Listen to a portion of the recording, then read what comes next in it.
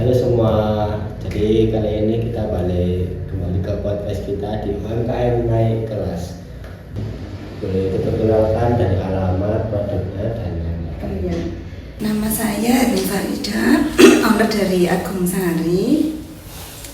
Ini produk saya. Ya. Alamat rumah produksi saya di Jalan Hoki nomor 3 Tasikmalaya, Kelurahan Lowar, Kota Malang. Langsung saja untuk cerita awal mulai bisnis ini bagaimana Bu, boleh diceritakan? Untuk cerita awal bisnis ini sih saya nggak kepikiran untuk saya komersilkan ya. Oh, ya. Pertama itu saya tuh hobi, dari remaja itu saya hobi bikin jamu. Semenjak saya masih SMP itu kan saya kan sering disuruh ibu saya, daripada beli minuman di luar, mendingan kan kita bikin sendiri dari bahan alami, dari bahan lokal. Kebetulan kan di dekat sekitar rumah saya kan ada sedikit lahan, itu saya sama ibu ditanami kayak kunyit, empon-empon itu Mas lah, itu kan buat untuk minuman sehari-hari, nggak tiap hari sih. Ada kalanya kalau kita kepingin minum daripada kita beli minuman di luar, otomatis kan untuk kualitasnya kan kita nggak tahu ya. Kalau kita bikin sendiri itu kan pasti lebih lebih higienis dan lebih terpercaya karena gulanya kan gula asli yang untuk kok kita konsumsi sendiri gitu loh. Awalnya sih gitu. Pada suatu saat itu ada keluarga saya yang sakit panas. Kalau orang dulu kan bikin kan kunyit asam gitu kan. Bikin kunyit asam itu diparut, kasih madu, itu diminum. Kan itu kan ada efeknya juga karena itu kan juga mengandung untuk daya imun untuk kita gitu loh, kayak kunyit sama temulawak, kulit putih, itu yang biasanya kita konsumsi dalam keluarga saya sebelum saya punya pikiran untuk jualan dengan produk ini. Lalu saya konsumsi dengan keluarga sendiri itu aja sih. Dan waktu itu juga ada keluarga saya, adik sih kena MAH gitu loh. Kena MAH itu kan sering makannya sering telat kan. Sering telat itu kan pergi ke puskesmas obat itu kan dikit sembuh langsung ngambil lagi karena kan untuk gaya hidupnya dia kan makannya nggak teratur gitu ya. Terus itu makan jajan di luar kan bermacam-macam, banyak bahan kita nggak tahu ya. Nah dari situlah saya terjun kita kembali aja ke herbal aja gitu loh, karena banyak suatu di luar sana berbanyak terkontaminasi ya, penyakit apalagi kan kita kalau misalnya kita berobat dulu kan nggak ada BPJS kan ya, kita mengeluarkan uang, daripada kita sakit lebih baik kan kita berjaga untuk kesehatan kita, karena itu kita manfaatkan rimpang-rimpang untuk kebutuhan kita sehari-hari untuk minuman lah. Pada waktu kita nggak pakai gula, jadi kan kita rebus itu aja, kita seduh, itu kita minum dan kita sehari kita buang ampasnya, sama gitu. Kalau kita jadi buat obat itu kita nggak pakai gula. Ada sih kan kita pakai gula, kadang kita pakai gula aren sama gula batu sama madu, itu aja. Kalau untuk proses untuk penyembuhan penyakit ya. Itu untuk maksudnya kita kan nggak tahu medis ya, jadi kan untuk kita sendiri ternyata itu efeknya juga banyak, karena kan kunir kan juga mengandung bahan-bahan yang alami itu Mas, jadi kan untuk lambung lah, misalnya anak kecil tidak mau makan gitu ya, kayak kita dulu kan kayak dulu ya wes dicekoki aja, itu aja, memang rasanya pahit gitu loh. Tapi kan memang kan efeknya juga bagus untuk tubuh kita gitu loh. Dan dari keluarga saya sih menghindari obat farmaku sih. Bagus obat farmaku bagus. Tapi untuk jangka panjang tetap kan ada efeknya juga. untuk ginjal untuk apa, kalau melebar ya itu, kalau bukan kalau kita sebatas apa ya enggak sih, tapi kan setidaknya kan kita mendingan kalau saya herbal aja lah. Kadang-kadangnya kalau misalnya memang urgent ya kita bukan farmaku itu memang juga harus gitu loh. Kalau memang selagi kita bisa mengatasi, mengapa tidak kita bikin ramuan tradisional sendiri untuk kebutuhan keluarga kita, menjaga kebugaran dan aktivitas kita sehari-hari. Dan kemudian kan varian saya kan juga ada kunir asem, sinom, kunci sirih. Itu sebelum perangkat kita jual ya. Untuk proses kunci sirih itu biasanya kan kalau remaja, saya kan itu remaja. Kalau waktu datang bulan itu biasanya itu saya ibu karena kan dia kan mengandung itu daun sirih. Terus kan antiseptik ya. Antiseptik itu juga untuk bau badan juga kan bisa menghilangkan menghilangkan. Jadi kan memang dari daun-daun, dari rempah-rempah dan tanaman juga itu saya gabungkan jadi satu. Itu cerita dari sekilas sebelum untuk menginjak untuk saya untuk buat produknya. Nah, sekarang untuk merangkak ke produknya, pada waktu itu kan COVID ya. COVID itu kita kan sudah akses kita tertutup semua ya. Untuk jualan kita juga nggak bisa, susah. Untuk beli pun juga nggak bisa. Jangan kita jualan ya, kita kan itu fokus untuk kesehatan kita masing-masing. Lah itu kan, dari situlah kita mau beli juga ke pasar itu kita kesusahan kan, dan perekonomian pun juga lagi susah-susahnya kan ya. Dari situlah kita saya ada inisiatif kita mendingan konsumsi ini nanti kita tetangga teman-teman kok rasanya enak cocok, ngapain kok nggak dijual aja gitu. Nah, kalau dijual aja sih kita kan di kalangan teman-teman ya, di kalangan teman-teman saudara.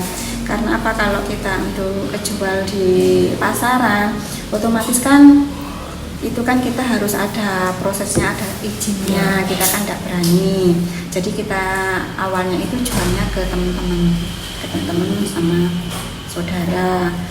Terus kan berjalannya waktu ada itu kok dipermudah untuk fasilitas produk ya, dari Diskopindah. Pas ada datang ke sini ya gitu. Kita manfaatkan lah itu, kita ngurus NIB, kita ngurus PIRT sejauh itu. Nah, kita prosesnya juga panjang. Setelah itu kita ngurus ke BPOM. Jadi jamu punya Agung Sari ini sudah BPOM, sudah beredar di toko Bukalapak yang lain-lainnya, di toko-toko sembako, terus di toko-toko oleh-oleh, juga di MCC ya sudah ada, sama di Predator 4 Batu itu BIP. Itu BIP itu? Ini loh yang dulu Predator 4 itu loh, Batu. Predator Fun Park itu. Ya, itu juga produknya juga ada di situ. Sama di Karangploso, di oleh-oleh di Piangalem itu namanya outletnya itu Bang Ali kalau nggak salah, itu di Nijo. Nijo. Selain itu di toko-toko SR juga ada, itu di mana ini Pirangha atas itu. Sama di toko kue pojokan, cookies itu loh yang di SMA 9, tahu kan, di pojok sendiri. Kurang SMA 9 pojok sendiri di Suhat ya, daerah situ. Jadi mainnya kayak masih nitip-nitip gitu ya? Iya, saya nitip-nitip juga, dan saya pun juga saya masukkan di medsos kayak IG sama TikTok. Tapi kan kalau TikTok itu kan kita harus berinteraksi. Lah itu kendalanya saya di situ, di medsosnya itu gitu loh. Itu cerita pendek singkatnya seperti itu. Untuk aktivitas sehari-harinya gimana selama mengerjakan ini? Untuk aktivitas Ya, saya, ya, nah, ini kan sampingan sih kan saya kan juga punya kuliner. ya. Punya saya kuliner di warung lalapan tuku Tasikmadu. Bukanya itu kalau pagi sampai jam 3 di rumah. Nah nanti jam 4:30 kita keluar di jalan raya di Tugu Ireng itu. Di daerah situ juga dari rumah kan 100 meter dari rumah. Itu aktivitas saya sambian ini kan cuma sambian aja gitu kan. Jadi kan saya tiap hari itu ya masak untuk lalapan tuku warung itu kuliner itu gitu saja ya sambil mengerjakan produksi jamu saya. Jadi kayak mau produksi ini nunggu ada orderan dulu gitu ya? Enggak juga, kalau misalkan kita kan selalu ada stok. Ada stok. Jadi kan nanti kan order kan sudah banyak. Jadi kan misalnya kalau sudah habis kan kita tinggal ngisi, tinggal kirim. Nanti misalnya kalau kita nunggu orderan PO dulu kan kita nggak jalan. Oh iya sih. Jadi kan kita selalu saya ada stok gitu. Di rumah juga ada stok. Jadi kan kalau yang dari lapak-lapak yang lainnya tinggal sedikit itu kan tiap 1 minggu lisi, 1 minggu kan saya datengin, saya cek kan dari tiap-tiap toko, tiap-tiap lapak itu saya cek. Ada yang tukar, ada yang nambahin gitu, ada yang habis gitu kita gitu. Kalau yang tiap hari itu saya produksinya yang botolan seperti ini. Botolan yang paling laris. Ya tiap hari. Soalnya kan kalau yang seperti yang kayak cup ini biasanya kalau menjelang mau Lebaran. Oh iya sih. Ya ini kan untuk suku-sukuan itu kan ya itu. Ini bubuk instan. Jadi kan saya tidak melulu dengan produk cair, saya juga Oh jadi kayak kita bisa bikin sendiri di rumah. Bikin sendiri, misalnya kita akan keluar kota gitu kan. Kalau kita bawa yang cair botol kan kita berat kan ya. Kalau ini kan kita tinggal nyeduh aja gitu loh. Kita bawa yang instan, tinggal nyeduh kasih air panas atau bawa di termos. Kalau misalnya kita piting-piting mana-mana gitu kan. Biar gak ribet juga ya. Misalnya kita mau untuk ke gunung ya, ke Bromo, ini juga bisa dibawa kan ada jahe juga, bener asem, jahe, temulawak itu bermacam varian sih. Mungkin kita lanjut ke kondisi bisnis dan media sosial. Jadi untuk kondisi usahanya bagaimana Bu? Untuk saat ini selama 2 tahun ini dikerjakan. Ini ya saya masih merintis Mas ya, soalnya kan saya masih mencari pasar gitu loh. Jadi kan dibilang gimana ya sepi ya enggak, rame ya enggak. Kan kita kan mencari segmen pasar kan kadang-kadang kita juga masih penawaran produk untuk mengembangkan bisnis saya gitu. Dan kan yang masuk saya itu saya untuk menjelang Lebaran saya ingin prospek yang ini gitu loh. Yang biasa kan momen-momen tertentu aja gitu loh. Tapi kalau yang tiap hari ya yang botolan itu gitu loh. Yang yang untuk tiap hari produksi yang botolan itu. Dan kepingin sih saya masukkan karena kan sudah BPOM untuk masuk ke toko-toko yang lainnya. Kalau misalkan bisa sampai ke luar kota. Ini kan sebenarnya di kota-kota aja. Iya sih. Kota aja. Kalau yang di kota sama kabupaten itu kan masih belum seberapa, soalnya kan masih baru kan ini. Saya ini masih baru 2 tahun berjalan masih gitu. Jadi ya kepingin untuk melebarkan sayap lah gitu. Ya masih coba cari-cari gitu untuk menawarkan produk-produk. Rencana saya kan kayak di toko-toko, misalkan toko-toko yang tiap hari dikunjungi banyak orang itu biasanya kayak Alfamart, Indomaret itu kan saya lihat kayak nggak ada. Rencana saya mau masuk itu, mau penawaran di situ gitu loh. Karena kan saya lihat kok belum ada gitu loh. Jadi ini masih ingin mengajukan sampel produk kita itu sampel produk kita, dan kita kan juga nggak tahu prosedurnya, persyaratannya seperti apa kan kita nggak tahu. Soalnya kan selama ini kan saya masuknya masih di lapak-lapak yang kecil-kecil sama toko-toko kelontong biasa-biasa itu loh gitu. Untuk yang di kayak Indomaret itu kan sudah besar ya, kita kan itu kan masih apa, kita masih mau cari Coba info-infonya gitu. infonya gimana gitu. Tapi saya lihat itu, saya nanya bisa sih apa, tapi harus ke pusatnya gitu loh, ke bagian gudangnya kita.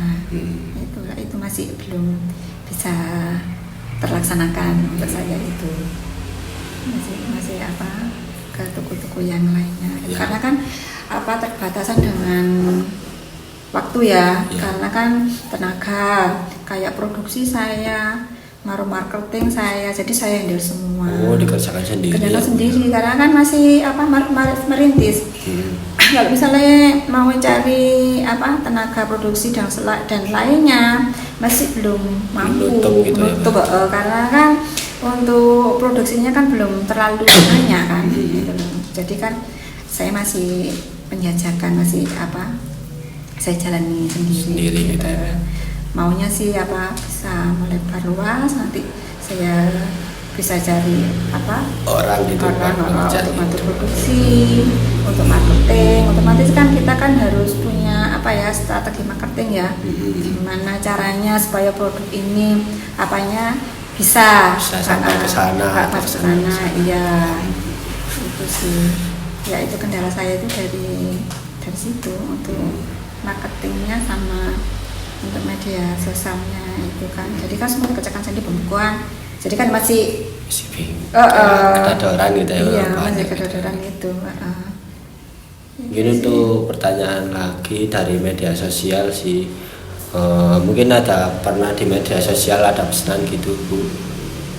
Ya pernah gitu dari medsos sendiri. Oh itu biasanya dari teman-teman dekat. Teman-teman dekat ya. Itu pesan itu. Ya orang-orang yang belum kenal gitu pernah pada waktu itu saya masukkan di IG sih, pernah, cuma beberapa aja gitu. Pernah sih. Tapi nggak kayak serame itu, maksudnya kepingin masuk ke Shopee juga gitu loh. Tapi kalau kan memang kan terkendala dari berat ya. Gitu. Makanya itu gitu. Mungkin bagi Ibu media sosial itu penting apa? Dari kayak buat ginian penting apa? Ya, menurut Ibu gitu? Menurut saya sih ya penting, karena kan sekarang kan udah zamannya ya Mas ya. Iya. Gitu loh. Apalagi di TikTok itu kan udah zamannya kan. Gitu. Kepingin sih maksudnya itu, karena saya lihat kok scroll di tahu kok bisa ya gitu loh.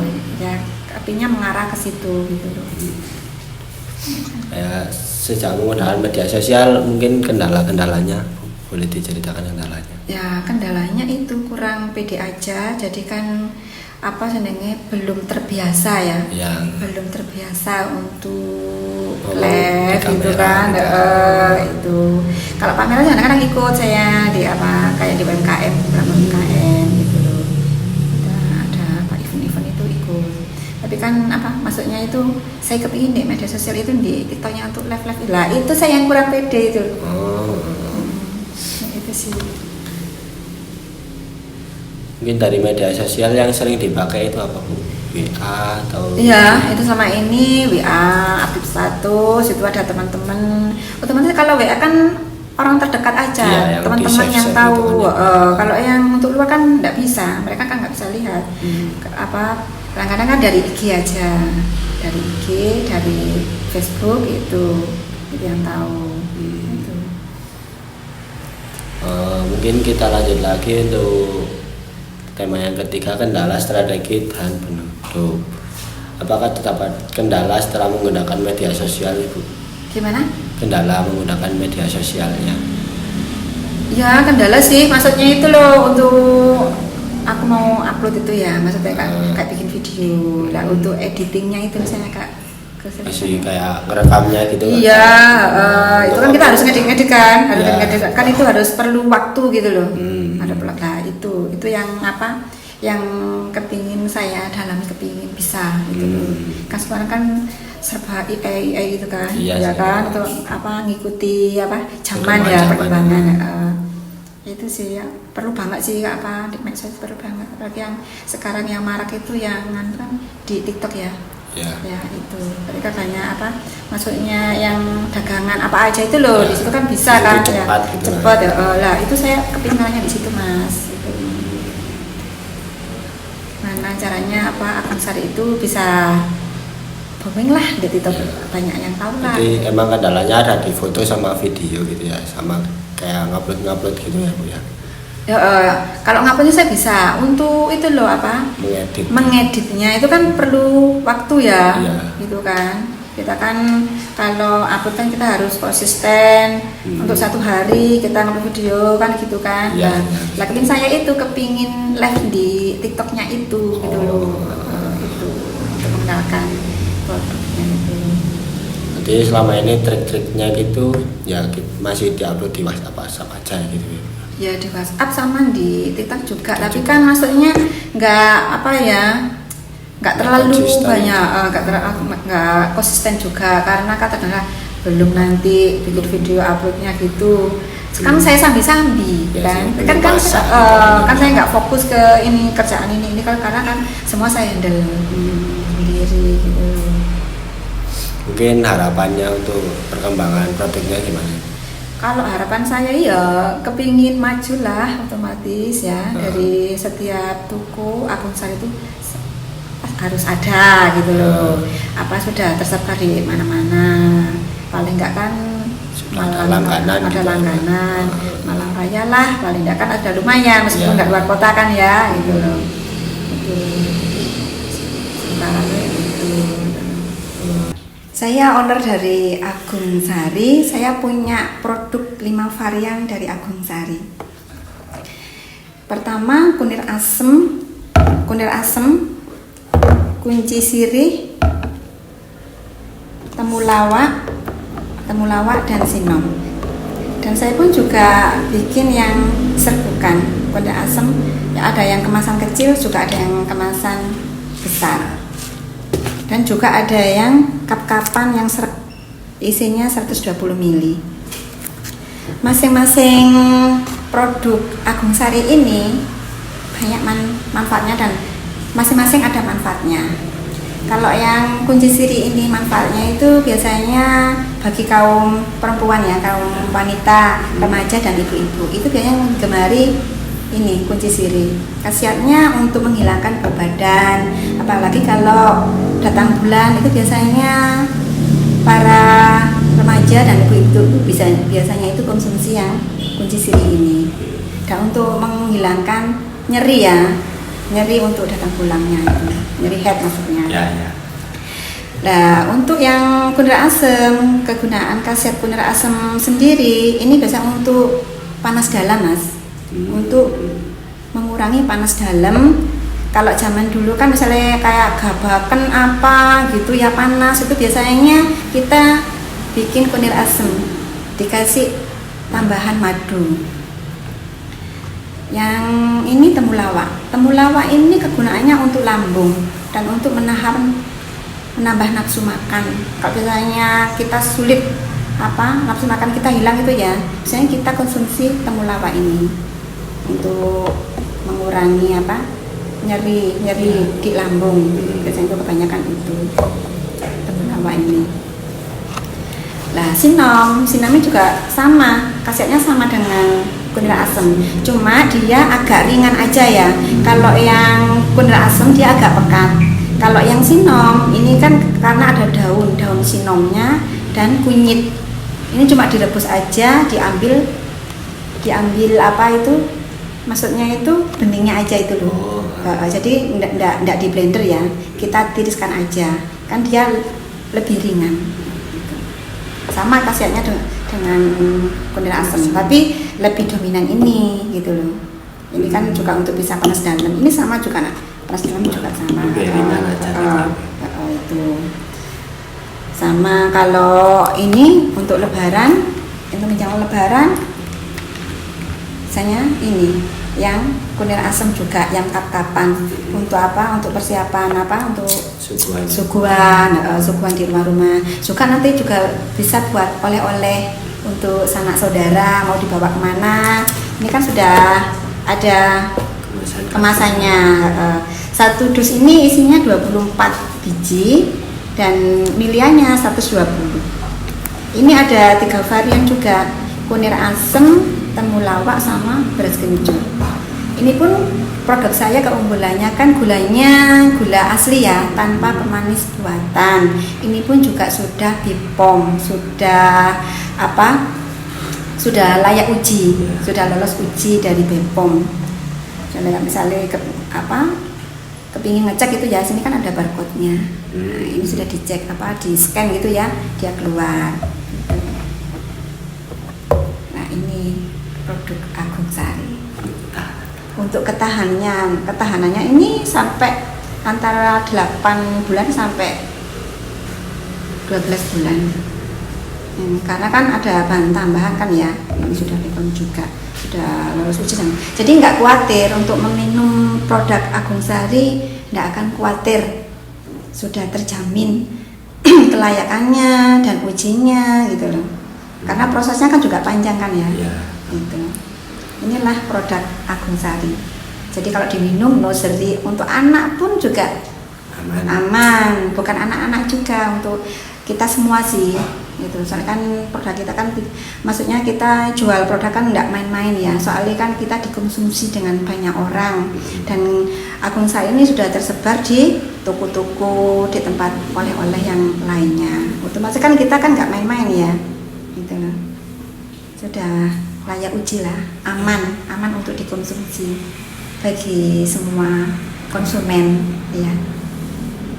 Jamu Agung Sari, asli rempahnya, nyata khasiatnya. Jangan lupa minum jamu Agung Sari.